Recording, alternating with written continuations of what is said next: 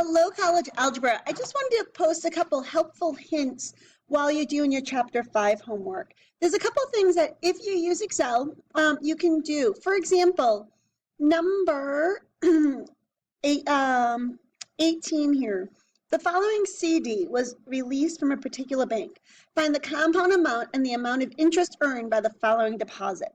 So someone deposited $3,000 at 4.2% compounded quarterly for 6 years. So what we're really looking for here is we're looking for the future value. So do equals future value, 0.042 divided by 4. The reason you divide by 4 is because quarterly is 4 times per year. And for the future value formula, that part is looking for the rate. The number of payments is going to be 24 because it's for 6 years quarterly. 4 times a year, 6 years is 24. Payment, well, they're not getting any payments. They're just rebuilding their own money. So it's 0. And then $3,000 was the present value. Notice it comes out as a negative, but that's only because of the way Excel works. $3,854.72 is the compounded amount. Then when it asks for the interest earned, well, that's going to be the $3,854.72 minus $3,000. So another example would be 24 here.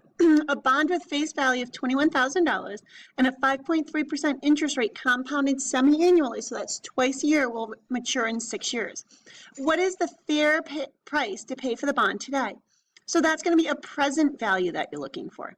So if we look at equals PV of, I need to do my interest rate 5.3%, 0.053 divided by 2 because it's semi-annually.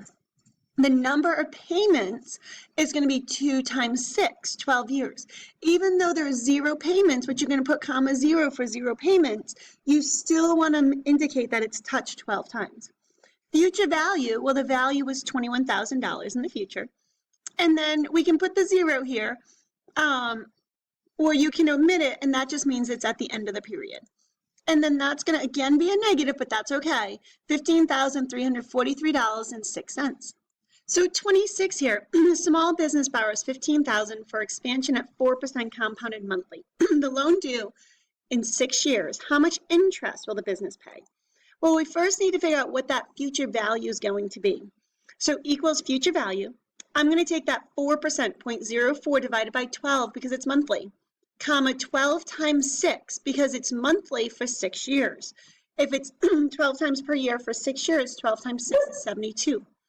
And then at 0 because I'm not making any payments, and the present value, they borrowed $15,000. And then when I hit enter, it's going to be $19,061.13. I just got the positive of it so that I would know how much they paid altogether. And then I subtracted off the $15,000 that they borrowed. They're going to pay $4,061.13 for interest. So number 31 here is a little bit different. They're asking you for the payment as opposed to the present or the future value. Find the size of each of the 9 payments made at the end of each year into a 9% sinking rate sinking fund, which produces $46,000 at the end of 9 years. So this time we're going to do equals PMT, which is payment, and then 0.09 because it's 9% rate. It's annual, so I don't divide by anything. 9, the end of 9 years, so that's why its number of payments is 9 because I'm not doing it anything during the year, it's annually. 0 was the present value, and the future value is that $46,000. And I'm going to get $3,532.74. Again, these are negative, but just make sure you put the positive into my math lab. So number 33 here, find the interest rate needed for the sinking fund to reach the required amount. Assume the compounding period is the same as the payment period. $50,000 to be accumulated in 11 years, annual payments of $3,313. So on this one, I'm going to use the formula equals rate, R-A-T, that's going to give me the interest rate. The number of payments is going to be 11 because it's 11 years. Payments are going to be $3,313. My present value is 0 because I started with nothing. Now for a little trick. My future value isn't the $50,000, it's negative $50,000. And then I'm going to get that 6.15%. Make sure that you move your decimal point if needed, because it might just automatically look like this, which is 6%, but you have to use these little arrows over here in order to get increase and decrease decimals. And one last one I want to give you some hints on is this guy right here, number 34. Find the interest rate needed for a sinking fund to reach the required amount. Assume compounding period is the same as the payment period. $15,013 to be accumulated in 3 years, quarterly payments of $1,125. So this one still equals rate of. Number of payments are now 3 times 4. 3 years, quarterly payments is 4 times a year, so that's 12. The payment is $1,125. We're starting with $0.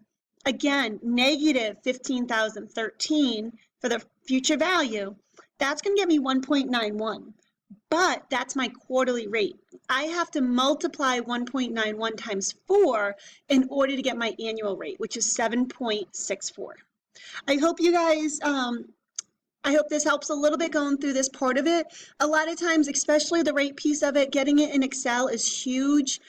Because it's really hard to solve for the variable, especially if you struggle with chapter 1 homework, you're really going to struggle with this part of it. Use Excel to help you, or different websites will also help if you Google some of the sinking fund calculators, annuity calculators, things like that.